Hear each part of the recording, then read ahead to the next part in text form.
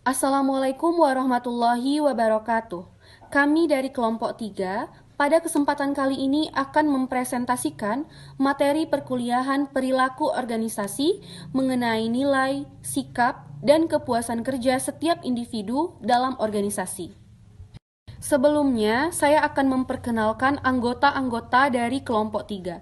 Yang pertama, saya sendiri, Sukmatri Wahyuni, kemudian rekan-rekan saya, Eki Aditya Putra, Jerry Wahyu Nugraha, Mita Nurmalasari, dan Iqbal Hadasi Putra. Dalam manajemen, fungsi utama pada organisasi adalah dalam hal pengawasan. Organisasi perlu memantau para pekerjanya terhadap nilai, sikap yang memiliki hubungan dengan perilaku, dan juga kepuasan kerja. Perkenalkan, nama saya Eki Aditya, NIM 19042053. Di sini saya akan menjelaskan nilai setiap individu dalam organisasi. Yang pertama yaitu ada definisi nilai. Nilai merupakan suatu tuntunan atau pedoman yang mendasari bagaimana seseorang atau suatu organisasi berpikir, mengambil keputusan, bersikap, dan bertindak. Nilai adalah suatu keyakinan mengenai cara bertingkah laku dan tujuan akhir yang diinginkan individu dan digunakan sebagai prinsip dan standar dalam hidupnya. Nilai merupakan suatu petunjuk ke arah kesejahteraan setiap individu. Nilai yang digunakan di tempat kerja merupakan nilai-nilai bersama, yaitu komponen penting dari setiap hubungan perjanjian. Nilai-nilai yang kontroversial, misalnya kualitas, inovasi, kerjasama, dan partisipasi yang mudah untuk berbagi dan dapat membina hubungan yang erat. Nilai dan kerja mempunyai hubungan yang rapat dan erat. Nilai yang positif dapat mempengaruhi sikap dan pandangan individu terhadap sesuatu tindakan. Nilai kerja juga merujuk pada sikap individu terhadap kerja dan berkaitan dengan makna yang diberikan oleh individu terhadap kerja. Yang kedua yaitu ada atribut nilai. Atribut nilai dibagi menjadi dua. Yang pertama yaitu ada konten. Konten merupakan suatu tindakan atau keadaan tertentu yang dianggap penting. Contohnya, saya percaya keuletan membawa keberhasilan dalam berbisnis. Yang kedua yaitu ada intensitas. Menjelaskan seberapa penting kegiatan atau keadaan tersebut. Contoh, seberapa besar saya pegang keyakinan itu. Semakin saya kendor, maka saya akan cenderung malas dan berbuah ketidaksuksesan dan sebaliknya. Sistem nilai adalah urutan tingkat nilai yang dimiliki seseorang dilihat dari intensitasnya. Jika konten intensitas berbeda, maka sistem nilai hancur. Nilai bersifat tetap dan bertahan lama. Nilai menjadi dasar persepsi dalam memahami sikap dan motivasi seseorang serta mempengaruhi perilaku kita. Yang ketiga yaitu ada jenis-jenis nilai. Menurut Rocket Value Survey membagi nilai menjadi dua, yaitu terminal, yakni keadaan akhir eksistensi yang sangat diharapkan, tujuan yang ingin dicapai selama hayatnya. Contoh, suatu hidup nyaman, rasa berprestasi, keamanan, keluarga, kemerdekaan, kebahagiaan, dan sebagainya. Yang kedua yaitu ada instrumental, yakni modus-modus perilaku yang lebih diinginkan atau cara mencapai nilai-nilai terminal seseorang. Contoh, berpikiran luas, diam, jujur, tulus, cerdas, logis, dan sebagainya. Jika Rockets membedakan nilai menjadi dua, terminal dan instrumental, Arport dan teman-teman membuat kategorisasi nilai dengan cara berbeda, yaitu nilai yang pertama yaitu nilai teoritik. Nilai-nilai teoritik memberi tempat yang sangat tinggi terhadap upaya mencari kebenaran melalui pendekatan kritis dan rasional. Yang kedua yaitu nilai ekonomik. Nilai ini menekankan pentingnya nilai guna dan kepraktisan. Yang ketiga yaitu nilai estetika, yaitu memberikan penghargaan yang tinggi terhadap bentuk dan harmoni. Yang keempat yaitu nilai sosial. Nilai ini memberi perhatian yang tinggi terhadap kepentingan masyarakat. Yang kelima, nilai politik.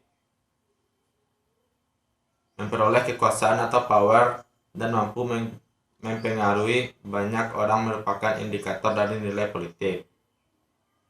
Yang keenam yaitu nilai religi, nilai yang menjunjung tinggi aturan-aturan agama. Sekian, terima kasih. Assalamualaikum warahmatullahi wabarakatuh. Selanjutnya yaitu nilai dengan loyalitas dan perilaku etis nilai dan budaya.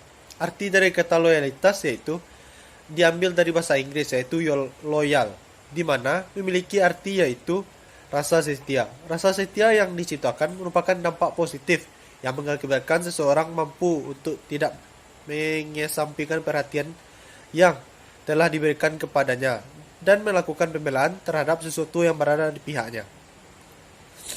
Loyalitas lebih banyak bersifat ke arah emosional. Loyalitas yang dilakukan individu terhadap organisasinya memiliki arti bahwa kesiapan seorang karyawan untuk mempertahankan hubungannya dengan organisasi tersebut. Jika perlu, seseorang karyawan akan rela mengorbankan hal yang menjadi kepentingan pribadinya demi kepentingan perusahaannya, tanpa mengharapkan imbalan apapun. Adapun faktor yang dapat mempengaruhi loyalitas karyawan ialah keputusan kerja. Loyalitas atau kesetiaan sebenarnya tidak hanya berarti cukup lama bekerja di suatu perusahaan. Loyalitas harus diartikan pula mampu menjaga nama baik atau citra perusahaan di mana seorang bekerja. Loyalitas merupakan keinginan seorang untuk tetap menjadi anggota organisasi yang bersangkutan atau disebut dengan komitmen organisasi. Assalamualaikum warahmatullahi wabarakatuh. Perkenalkan, saya Mita Nurmalasari, NIM 19042020. Baiklah, saya akan menjelaskan mengenai sikap setiap individu dalam organisasi. Yang pertama, definisi sikap menurut para ahli. Menurut Berkowitz dalam Anwar 2013, sikap atau attitude adalah evaluasi atau reaksi perasaan. Sikap seseorang terhadap suatu objek dalam perasaan mendukung atau memihak, maupun perasaan tidak mendukung atau tidak memihak pada objek tersebut. Selanjutnya, menurut Toto 2018, apabila kita mempunyai sikap positif tentang pekerjaan kita, maka kita akan bekerja lebih lama dan lebih kerasa supaya memperoleh hasil sesuai dengan yang diharapkan. Sikap mendorong kita untuk bertindak dengan cara spesifik dalam konteks spesifik. Artinya, pada berbagai tingkat yang berbeda. Berbeda dengan nilai-nilai yang menunjukkan keyakinan menyeluruh bahwa mempengaruhi perilaku dalam situasi. Selanjutnya, perbedaan sikap dengan nilai. Sikap itu tidak sama dengan nilai, tetapi keduanya saling berhubungan. Dapat diketahui dengan memandang pada 3 komponen dari suatu sikap. Yang pertama ada pengertian atau cognition, yang kedua keharuan atau efek, yang ketiga perilaku atau behavior. Keyakinan bahwa diskriminasi adalah salah merupakan suatu pernyataan nilai. Pendapat semacam itu merupakan komponen kognitif dari suatu sikap. Komponen ini menunjukkan tahap untuk bagian yang lebih kritis dari sikap komponen efektifnya. Keharuan adalah segmen emosional atau perasaan diri suatu sikap dan dicerminkan dalam pernyataan. Komponen perilaku dari suatu sikap merujuk ke suatu maksud untuk berperilaku dalam suatu cara tertentu terhadap seseorang atau sesuatu. Selanjutnya, konsep sikap. Menurut Badeni menyatakan bahwa sikap terdiri dari 3 komponen yang untuk berperilaku dalam suatu cara tertentu terhadap seseorang atau sesuatu. Selanjutnya, konsep sikap. Menurut Badeni menyatakan bahwa sikap terdiri dari 3 komponen. Yang pertama ada komponen kognitif, yaitu keyakinan, kepercayaan, pemahaman, atau pengetahuan seseorang mengenai orang, objek, atau peristiwa tertentu. Keyakinan dan pemahaman ini menjadi awal dari pembentukan perasaan terhadap sesuatu, apakah terhadap manusia, benda, atau peristiwa. 2. Ada komponen efektif, yaitu perasaan seseorang terhadap sesuatu sebagai akibat dari keyakinannya atau pemahamannya. Misalnya, seseorang yakin bahwa orang Indonesia itu rajin, pintar, dan ramah, sehingga dia akan merasakan atau berpandangan positif jika bertemu dengan orang Indonesia. Komponen yang ketiga, yaitu perilaku. merupakan tindakan nyata yang ditampilkan seseorang akibat dari perasaannya terhadap objek, orang, atau peristiwa. Misalnya, ketidaksukaan terhadap pekerjaan yang ditunjukkan dengan perilaku malas atau kurang produktif, kemudian tidak masuk kerja atau pindah kerja. Sekianlah materi dari saya. Materi selanjutnya akan dijelaskan oleh teman saya. Saya akan membacakan jenis-jenis sikap. Menurut umum, pada 2010, seorang dapat mempunyai ribuan sikap, namun OB memfokuskan perhatian kita pada sejumlah kecil sikap yang berkaitan dengan perjanjian ini, yaitu membuka jalan evaluasi positif atau negatif yang dipegang para karyawan mengenai aspek-aspek lingkungan kerja mereka. Sebagian besar penelitian OB telah terfokuskan pada 3 sikap, yaitu A. Kepuasan kerja. Istilah ini merujuk pada sikap umum individu terhadap pekerjaannya.